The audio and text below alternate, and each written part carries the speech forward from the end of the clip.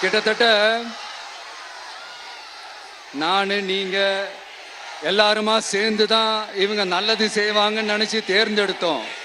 ஆனா நீங்க பாத்தீங்கன்னா, thank you, I love you, thank you thank you thank you. நீங்க பாத்தீங்கன்னா ஒரு 505 தேர்தல் வாக்குறுதிகளை நமக்கு தமிழ்நாட்டு மக்களுக்கு கொடுத்தாங்க. அதுல எத்தனை வாக்குறுதிகளை இந்த திமுக கவர்மெண்ட் நிறைவேற்றிருக்கு? முக்காவாசி வாக்குறுதிகளை கூட நிறைவேற்றாம எல்லாத்தையும் நிறைவேற்றிட்டோம் இப்படி கொஞ்சம் கூட மனசாட்சியே இல்லாம இப்படி கதை விடுறீங்களே மை டியர். வேணாம் வேணாம் வேணாம் வேணாம். உங்களுக்கு தான் ஆசையா பாசமா கூப்பிட்டா பிடிக்க மாட்டேங்குது. இப்படி கதை விடுறீங்களே மை டியர் சிஎம் சார்.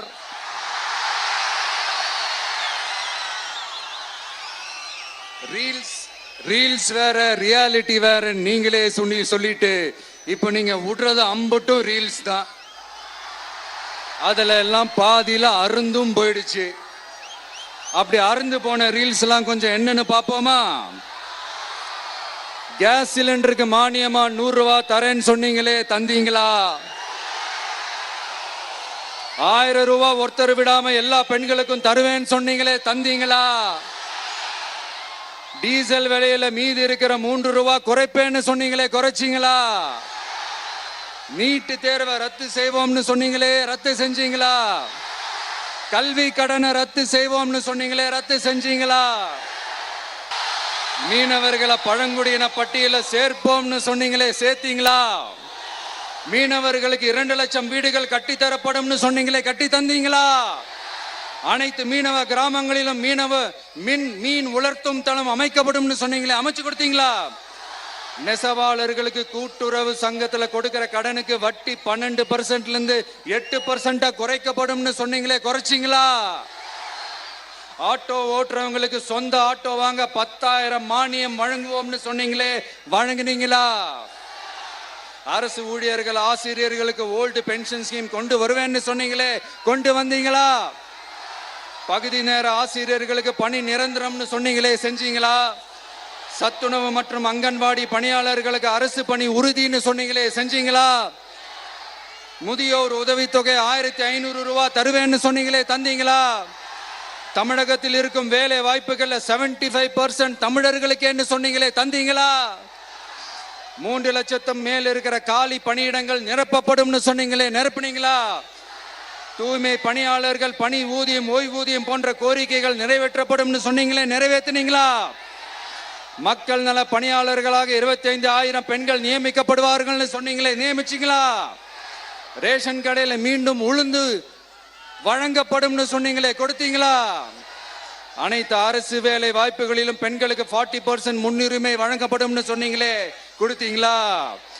35 வயதுக்கு மேற்பட்ட திருமணமாகாத ஆதரவற்ற பெண்களுக்கு கல்வி தகுதிக்கு ஏற்ப அரசு வேலை வழங்கப்படும் சொன்னீங்களே, வழங்கினீங்களா?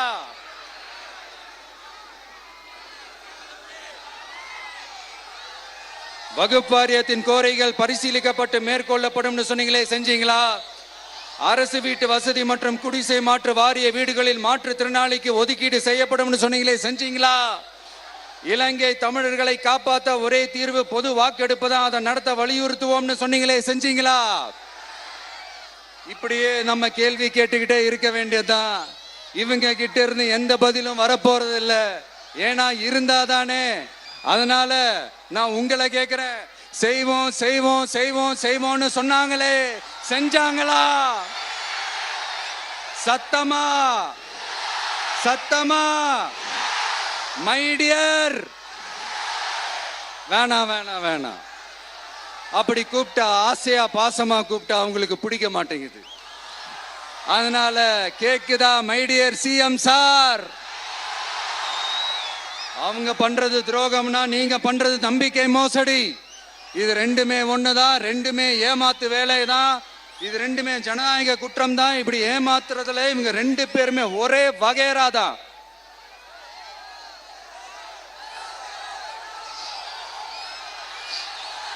முந்தானியத்து வரைக்கும் ஒன்றிய பிரதமர், இப்போ இந்திய பிரதமர்.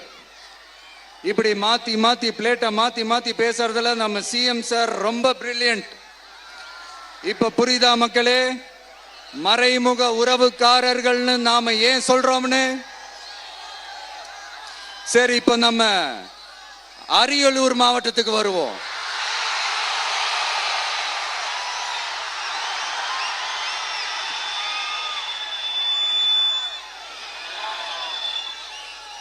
தமிழகத்தோட வறட்சியான மாவட்டங்கள முதல் வரிசையில காலங்காலமா இருக்கிற மாவட்டம் தான் நம்ம அரியலூர் மாவட்டம்.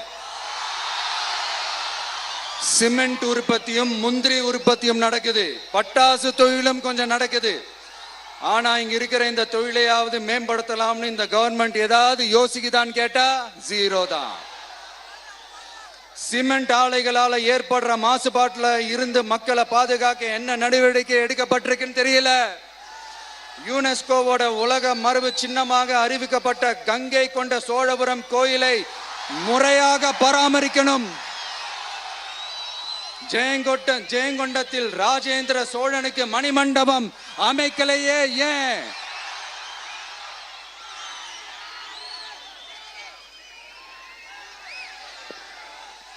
மருதையாத்தோட குறுக்க வாராணவாசி தடுப்பணை கட்டுறதை பத்தி 4 வருஷமா கண்டுக்கலையே ஏன்? அரியலூர்ல இருந்து ஜெயங்கொண்டான் காட்டுமன்னார் கோயில் வழியாக சிதம்பரத்துக்கு ரயில்வே வழித்தடம் அமைக்கணும்ன்ற கோரிக்கை என்னாச்சுன்னு தெரியல. ஜெயங்கொண்டத்திலிருந்து கும்பகோணத்திற்கு ரயில்வே வழித்தடம் அமைக்கணும்ன்ற கோரிக்கை என்னாச்சுன்னு தெரியல. அரியலூர்னாலே முந்திரி உற்பத்தி தான் பிரதானம், அதனால முந்திரி தொழிற்சாலை அமைக்கணும்ன்ற கோரிக்கை என்னாச்சுன்னு தெரியல. இந்த மாவட்ட பிளே ஸ்டோர் மற்றும் ஆப் ஸ்டோரில் இருந்து பாலிமர் செயலியை QR கோடு மூலம் பதிவிறக்கம் செய்யுங்கள். செய்திகளை உடனுக்குடன் பெறுங்கள்.